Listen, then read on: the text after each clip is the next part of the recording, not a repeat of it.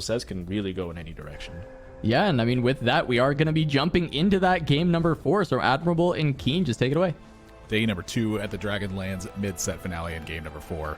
And we've pretty much highlighted a ton here for emilyywang and talking about that misclick. And I really want to get your aspect on like the pressure that applies to you from a tournament aspect as well. Like how much different was it playing ladder versus playing in Jade Cup and being in that deep spot where like you basically needed anything to happen other than what did to really advance forward in that one? How did the pressure really affect you in those scenarios? I think the pressure affected me in really just the last game. I actually feel like the other games I was quite prepared for. I feel like I play well when I know what the other players are doing. And so I could have higher expectations against a lobby of stronger players. And I think that's going to be true here as well, is you're not going to see people have random stuff where they're just setting it all on odd timings and hitting things on unexpected timings. Sometimes you do get with lower level players that just kind of flip the lobby entirely. And so you do get some consistency, but then of course that means you also need to be consistent. So all it takes is one mistake, as I pointed out, for it to just kind of ruin your day here. And we'll see if Emily's able to bounce back from a mistake like that. Yeah, looking at Stellar Minhee's board here where they picked up a very strong and needed finish to get things moving here on this one. And I'm kind of curious to see what direction this ends up taking with the double belt drop at the start. You know, for Stellar Minhee, I really feel like that a lot of their play is based around the carousel first pick and really prioritizing the econ at the start of these fights. So I'm kind of curious, like when you have these double belt starts, it feels like the tank items are like, this is like one of your openings, it feels like, to build a win streak. Yeah, this is a really good spot. With double belts, you never can have too much belts because you always love having Warmugs end game, and I'm a big fan of these belts. So you're sitting here, you're like, oh, if I get an armor, I can slam Sunfire. If I get a rod, I can slam this Morello. I've got a Karma pair.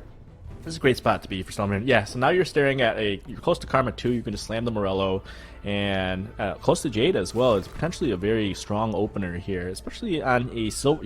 If you have a lot of good units and you have decent items early, you're always hoping for a silver augment, just because it's going to affect the board strength a lot less, and you're already strong, or potentially going to be strong. So this is looking quite good for Stellar Minhee. Nice little thought I never really put into consideration there, which is if it's a silver augment and you have a strong start that can maybe build a win streak, this is actually one of the places you could build them. It's so much less board impact from everybody else. Oh. Just much less variance. Yeah, the Electrotriad is expected take there. I would expect to see the Morello slam, and it's strong. Even if you level, there's not really anything you can play. You might just sit here and hope that he hits Karma with the extra. It's 75% chance on the 1 cost versus I believe 55% at level 4. Wow, so he actually does not choose to go Morello. I am very surprised by that. I would have definitely leaned towards the anti-healing, but with the Electro Charge, looks like he is leaning towards the Ona to be the damage dealer. I think that's also quite a strong play.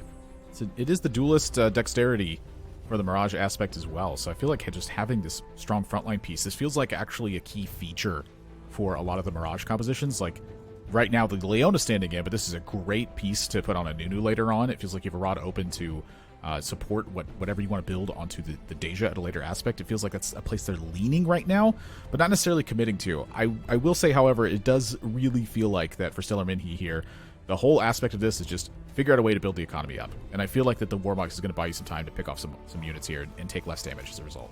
Yeah, I would say because he slammed the Warmog, it's very likely he's leaning much more towards the Deja. If you had seen the Morello slam, that would have been more towards, I'm going to look to play around maybe Jade into Nivea in the mid game, something of that nature. But with the Warmog, as you said, that's going to buy time for the Deja to ramp up. Save the Rod to build a Gwinsu.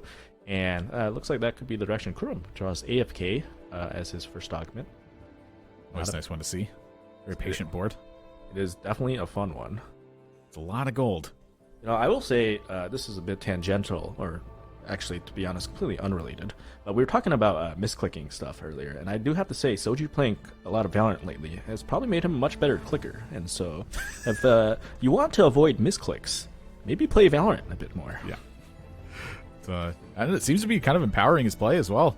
Been doing pretty well these last couple days. You're in aim labs, like, what are you doing? Oh, I'm practicing for TFT. Trying to misclick some stuff. Emily here with a pretty strong Jade start, I'd say. Anytime you see the Sunfire cape on a Jade start and a meditation for that backline, I'm pretty happy with that. Yeah, this is looking quite good. You have the the Sunfire on the front line as well. It's just this is great. You got Jades, you got Nivea already, and you got the Sunfire. This is exactly the kind of board you want. You got a couple upgrades as well. This is the kind of high roll she is going to be very happy with after the misfortune that we've gone over extensively already. I'm curious about all the different directions this could take, too. I mean, you really have no commitment here. It's one of the things I love about the tank items that can actually produce damage as well, is it lets you take these very aggressive stances, and every single item you get, you're trying to like slam something that doesn't really commit you somewhere, because it feels like so much of your commitment's going to be bound to the units that you find at that point. Yeah, you see the pre-level here as well. Pre-leveling just something, if anybody at home is wondering, you pre-level here, you're guaranteed to be level 5 next turn, which means you get level 5 shop, and just high rolling an early dragon can just literally win you, or secure a top 4, or if you're able to hit it early. Anybody that's able to get a Deja early right now, hit a Siphon early, those kind of units can really just carry you through the rest of stage 2, of course, and then through stage 3, and sometimes stage 4. So pushing for 5 quickly is always a strong point in this meta. Snapping in a little bit of a streak there as well. Always love to see that. casparwu taking the Tiny Titans at the start at 114 health. Tiny Titans really always encourages me to sell down my board and just get as much gold as I can as quickly as possible. Tiny Titans, I think the way to play it is to treat it as an econ augment. I think it's one of the strongest augments in the game. If you treat it entirely as econ, you sack the first 5 fights, build up a loss streak going into neutrals, and you're still at about 100 health usually. A lot of times for me too, that loss streak just continues. Yes, right? Yeah, it lets you lose all to 0 and you can go next. It's like, it maximizes how many games of TFT you can get in a day, and you really can't underestimate that. Amde with the Shimmer scale, with the Gem. Gem is one of those that I think most people don't like seeing on the first augment. It just doesn't stack gold as much. You're usually getting 2, maybe 3 gold in the mid to early, or excuse me, early to mid game stages. It's not the best augment. But by endgame, I do find it to be one of the stronger ones. Getting the extra ascension is a pretty big deal. Ah, that's a good point. Definitely not the early game one you want to see, though. I always want to see the favorite attacks. Yeah, you want the... I mean, you'll take any of them. You know, the Scepter, you'll take even the Gambler's Knife. Like, any of that stuff can let you stack gold just a bit better. Win streak a bit better. Of course, getting even the Diamond Hands would be good, but... wow, this board is a heater, too. My goodness, the amount of damage that's getting applied here. He's still quite strong though, and is going to take out Emily here. We talked about having a fairly strong board as well. Emily's not going to take any bad losses at this point, so that's fine for her. She'll streak 2 losses together here. Amde on the prospect here of the 5er, and that's the always one to look out for. Whoever gets that 5 win streak, I feel like they're in such good shape. It is yet to really prove wrong across. It's just like, this is the thing to fight for, and I love when everyone's trying to fight for this aspect in some regard. Because those are the lobbies that just always feel like the tightest finish at that point, where just everyone's trying to scrape together whatever they can to put something stronger on the board at the end. Yeah, and he's sitting here looking quite strong. I think because he moved the Kench up, there's a decent chance he levels up here and plays this Sejuani. Because he moved it out of the locket, and so the kind of or it's not Sejuani. Whoa. Yeah, so he preempted that move by moving the Kench up there. Whoa, this is like some serious Bebe vibes. It's very aggressive. I actually like making this play quite a bit as well. Because, like I said, worst case scenario is you lose, and you're still at level 6 with 10 gold, which is really not a bad spot to be. I think he might actually lose here. This 2-star Yone with the Titans is going to be real hard to deal with. Get the cast off, and even it does get the cast off, and it's not enough. He went to 6 and lost. You can see everybody coming over here. This is where you start pinging. Somebody cracks a Bebe joke that we've all heard 1,000 times. You know, that's exactly... Oof. You hate that loss. So the call on this one, is this purely related to the idea that you have this needlessly large gem, or like you have a bit of a setup where you get that extra gold back so you can afford to take this kind of risk? I think that's part of it. I think the other part of it is he really just wanted to win there. And getting to level 6 is, no matter what anybody says, getting to 6 in, getting the extra Nivea in obviously made your board considerably stronger. And it just wasn't enough. He ended up fighting a guy with Yone too. It might have been worth, like you saw, he didn't really scout around there. And if he had scouted around, maybe he would have seen that Titans Yone too, and be like, okay, even if I draw this guy, even if I'm level 6, I still might lose, and then it's not worth sacking the econ for it. But that's not what happened. Pretty strong creep round here as well. Oh my god, 4 items drop. I mean, those are pretty good items. Wow, well. This is really strong. Anytime Mortdog give you extra items, so. And he still got great gold, like I said. The worst case scenario, he's still in a good spot. And let's see how he's able to navigate from there. Certainly, if he had been able to win that fight, that could have been a... basically, you're telling yourself this is guaranteed top 4. With that loss, it could still swing either way at this point. I'm pretty set up here nicely for the AP idea. I feel like when there's a strong Deja, that really opens up the AP aspect a lot more. There's definitely several things you can hit. You're going to lean towards a Deja, but there's a lot of 10s that can show up in that spot as well. When you have this 5-loss streak, thanks to the AFK, your gold here is so set up to turbo for that Deja. Yeah, Ezreal is like a school kid. It's like, when you grow up, what do you want to be? And Ezreal's saying Deja. The analogies continue. They're beautiful. At this point, I just want to like subscribe to a Twitter thing and just see those images posted where it's like the beautiful scenery in the background with one of these ridiculous TFT analogies. Yes. Great TFT analogy philosopher, Mean Mr. Keen. Amde going to take another loss here. Yeah, let's streak 2 here. This is, I mean, Kurum's board's quite strong. Kurum's board is certainly the one I think anybody in this lobby would trade for, it being level 6, 50 gold with great items for a Deja. He's set up to go 8 pretty quickly here and roll it down for Deja. But Kurum is also one of these players I see roll at 7 quite a bit, and I would not be surprised to see him roll at 7 on 3-5 just to look for the first Deja. Does this change your mind at all? Being able to heal back up? Tiny Titan's not bad. Kurum's sitting at 66. I think that's an instant take on Tiny Titans. He doesn't need items anymore, so he doesn't mind Carousel priority. And this is going to let him go, okay, maybe I can 100% go fast 8 here, maybe fast 9, if I'm able to hit an early Deja and play around, say, Aurelion Sol or Aoshin instead. A little heater of a lobby here, despite its 2 silvers to start. We have 7 people at 90 health still. I think a couple people pulled the Tiny Titans there, and you got Stellar Minhee sitting down there, not even that weak. Yeah, so Kurum is going straight to 7 here. Oh, you know what? This is always one of the things I love about having a ton of gold here, too. I think that this level to 7 is actually quite impactful. Like, your natural rolls here are really the big difference, where you notice the 15% on that purple spot. These are a lot of what I call VIP rolls, where you have spent the gold to get into this club, and the game's like, okay, well, here you go. We'll show you some bigger options then. Yeah, I like this spot as well. It looks like Stellar Minhee might have rolled a little bit here, or maybe he just naturaled a bunch of Siluses that cost him a lot of money, but it's sitting on the Silas too. Great items on the Ham Kench, and unfortunately he's forced to play 2 Namis in the back line. That seems to be not an issue though, as the front line just proves a little too much for Kurum to be able to get through, so unfortunately Kurum went to 7 and still lost. We've seen a couple of people level at off timings here and still lose, so you are seeing the punishment of this. Whoa. The This recombobulator recombobulator was very good. you're sitting on a pike. You got.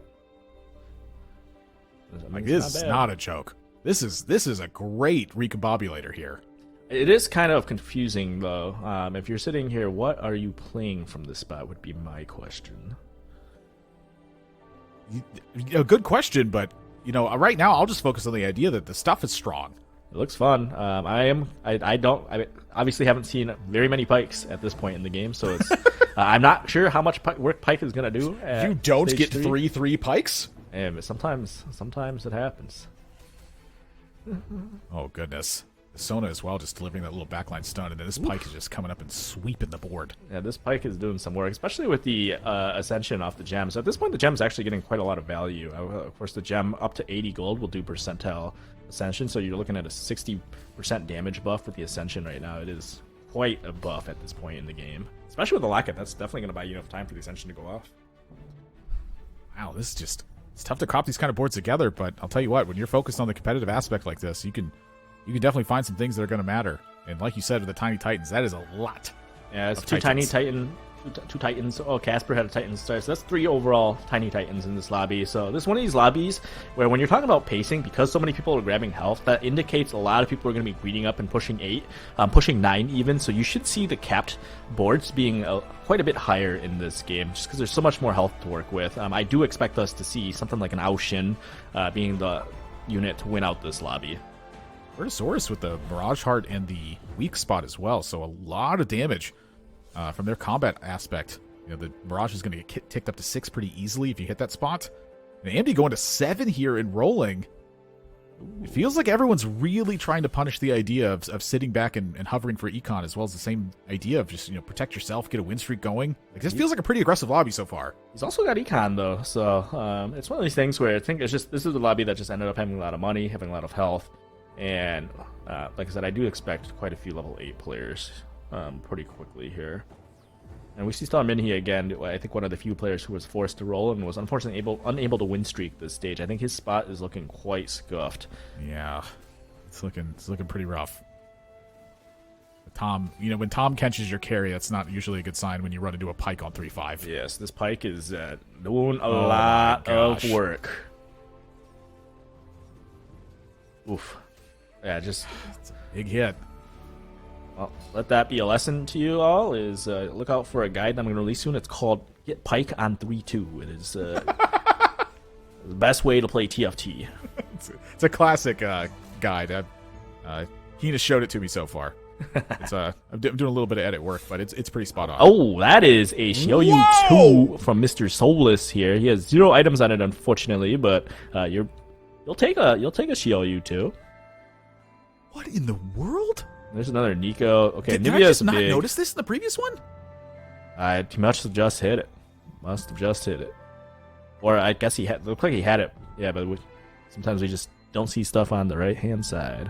Oh my gosh. The Nivea's going to be big, though, so you can actually stick the Archangel on a unit, and you're going to see the Nico get picked up. I mean, if he hits a Nico too early as well, and gets a few lucky items here off of Wolves, I do expect to see maybe him re-rolling. He's got 2 Reforgers on the bench. I would not be surprised if he re-rolls a tier here, depending on what items he gets off of Wolves.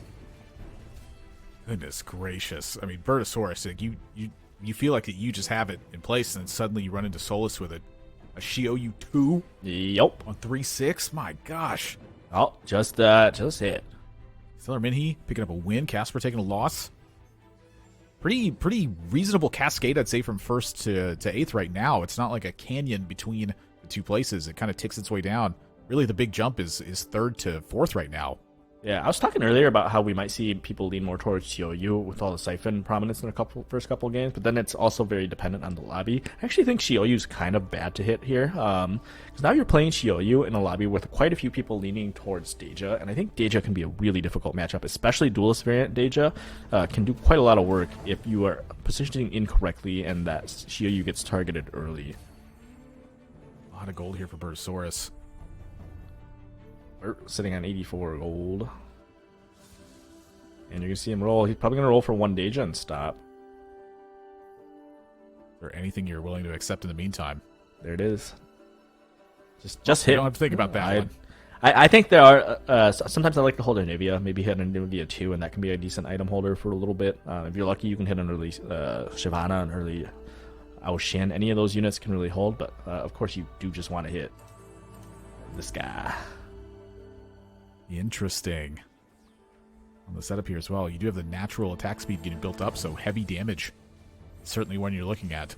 Yeah, the Titan is actually quite a good item on the Deja. It's something that I think is a little underrated on him. Somebody that's going to be able to hit 25 stacks quite quickly. He's often the last unit alive, so that extra bit of tankiness can be very helpful. You'll see it come into play here, but I think it's just not enough. You're against too many units on the other side.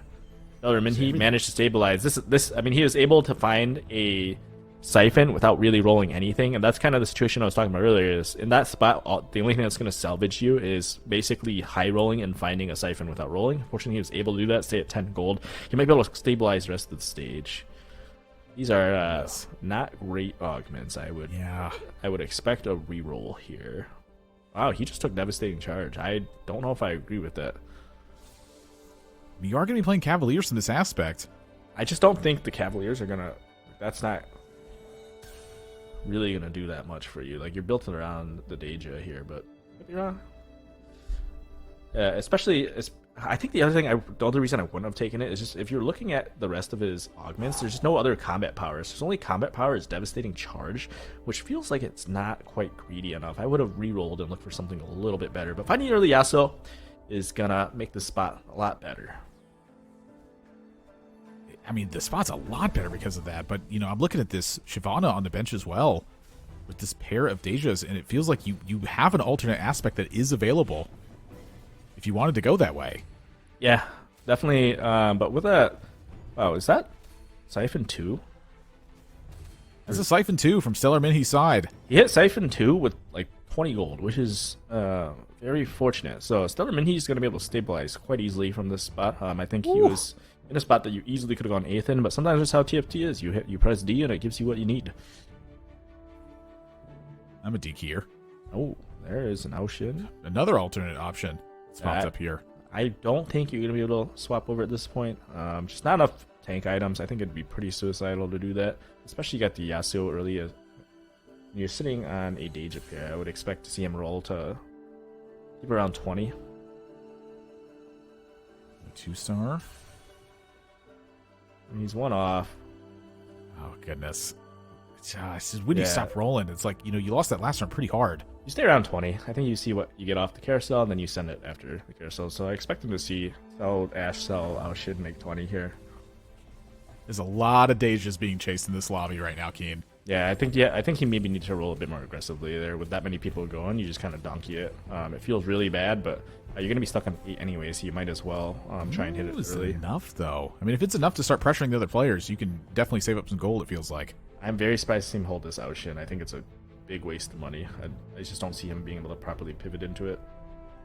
There we go. And he sells it, yeah. Let's see what else we got. Look. Oh, Amde with the dragon. Dragons. Got some Really dragons. stand united on the gold. That's a lot of handshakes. That is a lot of handshaking. O-Cage business. Robin coming in with meditation. We got some pretty strong augments to round it out. Like I said, I think Kurum's augment is gonna maybe bite him in the butt by the end of this one. This is like a pretty spicy lobby for silver, gold. Let's see.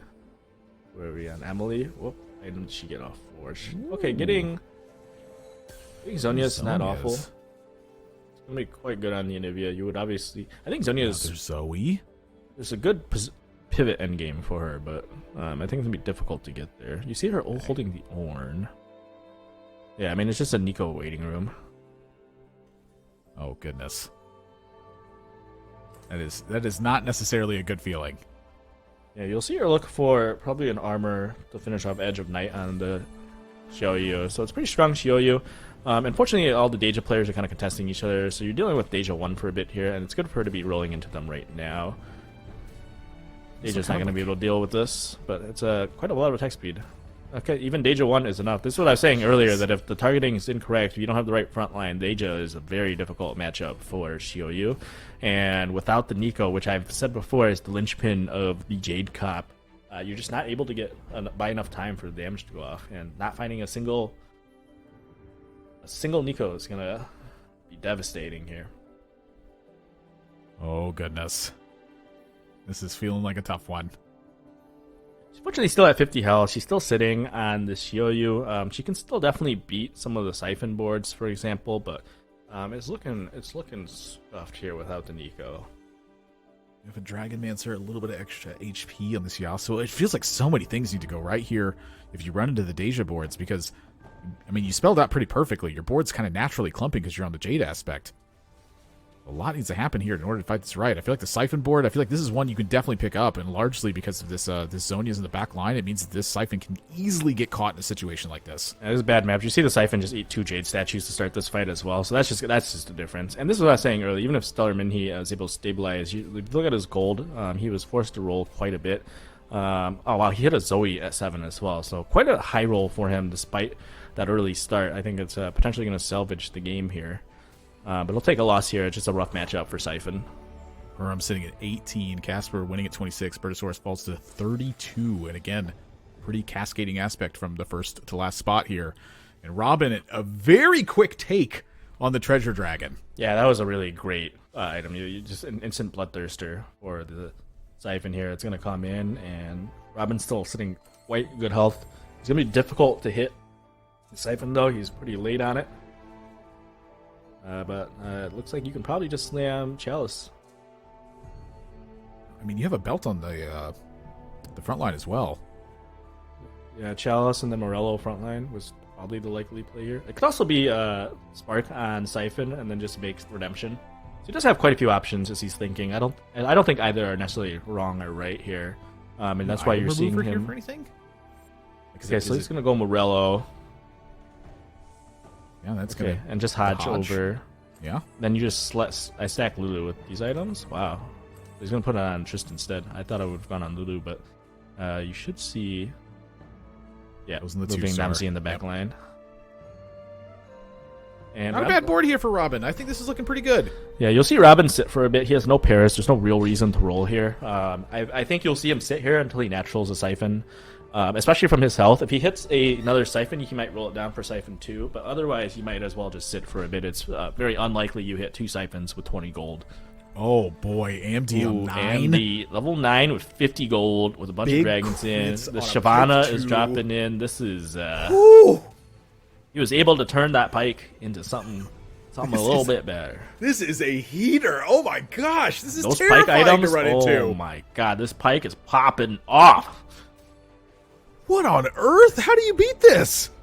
Well, I think this is where you send an email to Riot Support and Don't do that. No. and you complain about or you DM Mortdog, who loves receiving DMs on Twitter about one game where you had was very unlucky, because that one game is definitely symbolic of how TFT always is.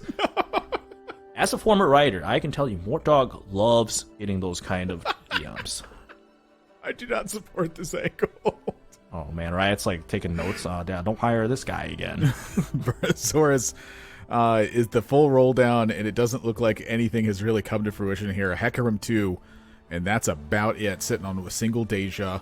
Yep, this Yeah, is ooh. I've talked about this a few times. When you commit to Deja early, this is kind of, and you see the Mirage was his first augment. Once you commit to early, it's just you throw your wheel, your hands, the wheel goes to Mortdog, and it's like, okay, I'm gonna press D, and if I hit this Deja, I'm good. If I don't hit this Deja, we're out. And you see Kurumx take the 8th there. Like I said, I did not like the augment he took. Was not a fan of it, and it looks like he probably didn't hit Deja either. Just a lot of things didn't go right for him, despite having all that health and all that gold. Just if you don't hit, you don't hit, and that's kind of what Deja is. There's no easy pivot angle with Deja.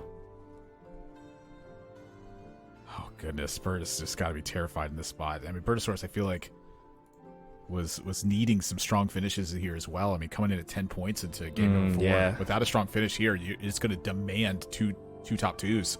There's Like, no real last a easy. couple Yeah, games. he's likely just dead here. Despite he has great items too. If he was able to hit the Deja 2, this would be a great spot. Honestly, maybe he's lucky he got a ghost here. The Nami's gonna go off, put him at 9 health. As long as he kills everything but 1. So if it's 2-unit loss, if the dragon's up, he's dead. So he does need to kill the Siphon at the very minimum to have a chance of staying alive here.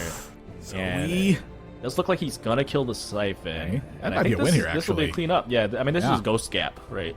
So the Ghost Board's gonna buy him another turn. That also let him heal up to 11 next turn with the Soraka in, which is a pretty big deal. And he might be fortunate enough to hit the Deja 2 on the next roll, and that could be what salvages the game for Bert. Even getting a 6 over Casper, you take that at this point. emilyywang taking a loss. Amde now has created the canyon. Oh, there is Turn a it down Shroud the bottom. here, and yeah, I would be surprised Bert does not take the Shroud. Yeah, the Shroud could be the difference between a win or a loss here. I was surprised to not see Casper take it, especially for a blue buff. I'm not even sure what is so demanding of a blue buff at this point in the game that you would take it over a Shroud. Well, you can take a look. I mean, I'd love to see it personally. It's given me some pretty serious Yasuo vibes. Yeah, but I don't find blue buff to be that good on Yasuo. What I've noticed is blue buff just makes Yasuo int a little harder instead of fighting. Oh, properly. Hecarim? Yeah, but it just goes on Yasuo. Oh, yeah, it goes in the Yasuo.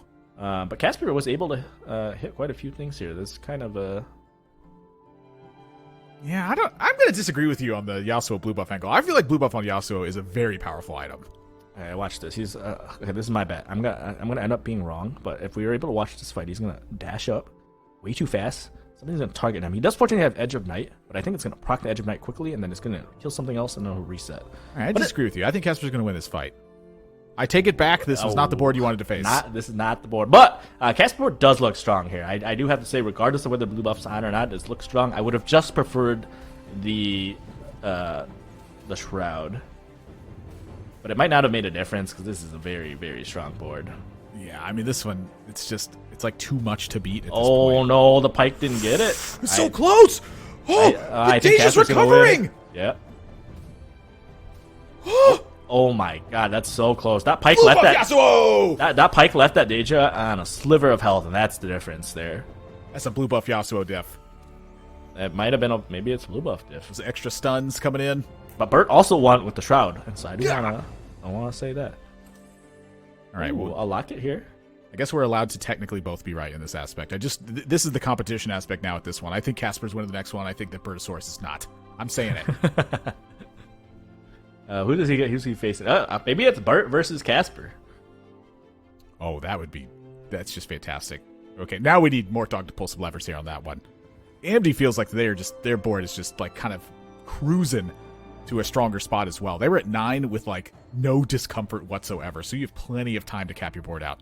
There's Stellar Minhee, who was in a spot that I was not happy with earlier, but he was able to stabilize with some nice rolls on 4-1, and let's see if he's able to win it here.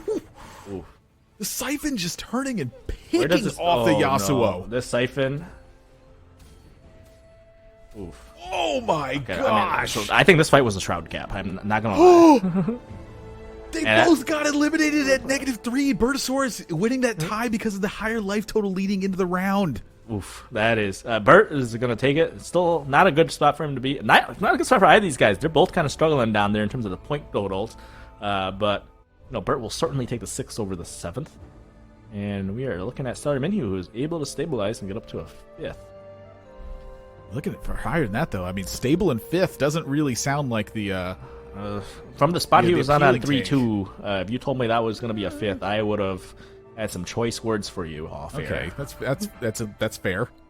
I will accept that as well. But stable in 5th still does not feel like the take to me. Yeah, here is a great item to get though. Getting a bit of extra attack speed and magic resist shred for the Zoe here will be certainly welcome. That mana going. I want to see. I can't wait to see the rest of these rounds and kind of how they're pairing out. It feels like everyone's been trying to scrape something together here. Again, except for Amde. Amde feels like they've just been resting in a pretty comfortable spot. Amde probably has 1,000 gold sitting in his bank up there. Oh, he's got another Pike too. He might be going for Pike 3 this game. Yes! I want to see that. I mean, at this point, everybody is kind of looking at that board and be like, please. Oh my gosh! So he's at 7 Pikes. Frozen 41 Heart. gold! He still has 40 gold left. And he's going to make more gold here. He's got a couple Shimmer Scale items in. This is... Robin. Robin was fortunately able to hit the Siphon too, so as expected, he did roll instead of going 9. You really can't go 9 on that spot. And the Siphon doesn't have the best items, but they're not bad. I think it'll be difficult to win against Amde's board, though. Holy smokes! I mean, this is 2 Soraka's on the bench, just in case. You have a 2-star Itis on the bench. This Siphon does work. This Siphon... It's cleaned up Amde's board. Yeah, Amde's just sitting on a lot of money on his bench still, though. At this point, you're close to Itis 3, you're close to Pike 3. It's just a ton of gold sitting there. I'm excited to see. He can play Soraka 2 from this spot. He's still looking for. There's the Shyvana 2. There's just a lot of stuff ways for him to get stronger. How much gold can you spend with having kind of relying on some of the Shimmer Scale item here, though? So the second Shimmer item here is the Scepter. I think you have to keep that. And yeah, I was expecting the Thresh to come out. The Guardian's just a lot less value at this point in the game. What about the Whisper aspect? Is that anything? The Whisper is a decent... I hadn't considered the Whisper, but I don't know if Pike is stacking it that quickly. Especially on 2 Whisper, it's not that big. I mean, this just feels like it's becoming a legendary comp. Yeah. I mean, this is a very fun board to watch. You're like, forget the synergies. I just want the big stuff. Yeah, give us Pike 3. I haven't seen Pike 3 yet. Goodness gracious. And the Shyvana in the backline, too. The 2-star Shyvana is such a massive difference here. emilyywang taking a giant hit. Ooh, the big staff comes down, and I think that, unless Stellar Minhee, nope, that's not big, not even a big enough loss. So Stellar Minhee is going to sneak his way into the top 4 as Emily gets slammed by that Amde board. Wow. 1 health left. And that right there, that's the stabilization. So I don't know if this Itis is worth. I feel like if you hit an 8th Pike, you just sell the Itis and send it. Oh. I feel like going for both is quite greedy. Is anybody else watching and holding Pikes? But even still, holding Pike I think is a little difficult. You gotta save some gold here too. Because you're also looking for Zoe, you're looking for Nico. You also need the gold for your Shimmer items, so to keep them strong here. You also have a Last Whisper just That, sitting I mean, on the bench. that's a lot of gold. That's 32 gold sitting on his bench, and the Idases there. Stellar Minhee, I mean, you run into this board, it's got to be terrifying at this point. This Siphon has the work cut out for it. Not even close. The Pike is popping off. Siphon. And Frozen Heart, that just it completely stifled that momentum idea. Stellar Minhee getting knocked out in fourth, and it feels like Amde has now accepted being in charge of eliminating players piece by piece. who among us does not like watching Frozen Heart? I gotta say. That's one of my favorite items. Hey, I will say, at least if I'm not playing, I think it's funny to watch other people tilt. There is a Zoe with a mage cap here. That is not a bad find for someone. Oh, and Robin is gonna snap that one right up. Yep. Amde, what do you take here? You kind of, all these aspects make sense. I feel like the Shojin is just going to support your backline utility, which is exactly that's like the main strength you can get into at this point. Yeah, Souless. Ooh. Yeah, we saw Souless hit that Shiou 2 on 3-5 earlier when he was rolling it down, and he was able to just carry that all the way up to the top 3. I'd be very surprised if he was able to beat either of these two boards, especially from the hell, because he basically has to win out here for him to have a shot. I would expect Souless to end in third, giving us a heads up between Robin and Amde, and we did see Robin beat Amde in the last go-around, but that was before the Shyvana 2, that was before this Frozen Heart, before the Zoe 2, before the Soraka 2. I think Amde's board has upgraded quite a big way since their last matchup. How much more could this possibly upgrade at this point? It's like literally 3 stars. Pike 3, Itis 3, we got something. We are fortunate, though. Usually these type of games end too quickly before they're able to roll, but I do think we have enough time here where we should be able to see AMD roll it down and perhaps hit some stuff. Pike got picked, but it's just the backline utility is so much, and despite the fact that one of the damages is picked here, you still have another one to deal with on the Shyvana side. Yeah, and the Zoe CC coming in at the end as well, because I was going to say the Shiou is actually quite good at dealing with a Shyvana, because when the Shyvana turns around, the Shyvana fire just doesn't do enough to kill it, and if you have perfect in-slot items, which usually includes a Giant Slayer on the Shiou, it can do a lot of work, but obviously not quite enough there. Star Nico, the final generic upgrade, I think has been found for Amde's board, and with Robin right now, the heads-up position here is quite high life totals for the two of them, so this is like one of the most intriguing and rare parts of the game is when you have these deeper health heads-up scenarios where so much is going to be about position and little tiny calls that you make that can be an absolute massive difference. Right now, though, the race definitely favors Amde, already at 9 and chasing down 3 stars. Yeah, it's Amde's game to lose. He's got Soraka healing every turn as well. Robin's going to be able to go up to 9 next turn, play Sona, maybe play a 5th mage. There's a couple things he could do, but it's certainly going to be hard to beat the cap here on Amde. All he has to do is hit either Idas or hit Pike, and it's over. The Idas 3, I think, is quite underrated. It shields your whole board. You just take no damage. Goodness gracious, Robin. Big hit being suffered here, but it's going into creeps. So plenty of gold to work with. Can they make a difference? Yeah, it is quite a tough spot for Robin. I'm kind of curious to see, like, he might be able to identify, hey, at this point, do I even win if I go 9 and add a Sona? I don't think so. And so it might be, do I just roll it here and pray for a Corki 3? Maybe that's the better win condition. Oh, I hadn't really thought about that, but that's actually not a bad angle. This is a Mage Corki, and you are being delivered a Shojin right now. Yeah, it's only 4 Corkis, though. I think it's unlikely he would hit it. But maybe you can level in a Bard. Maybe that's... Well, you draw a good point, though. Is like I just don't think it's enough. Yeah, I think even Corki 3, I'm not sure is enough. What you really need is level 9 and Corki 3. Yeah, but he's gonna go 9. It's a more stable route. I don't know what he's gonna play that is gonna pan out here. It's not on the deny aspect. So Sona 2 comes in. Sona 2 is gonna stun for like a second, and then they're gonna kill him anyway. Amde carefully.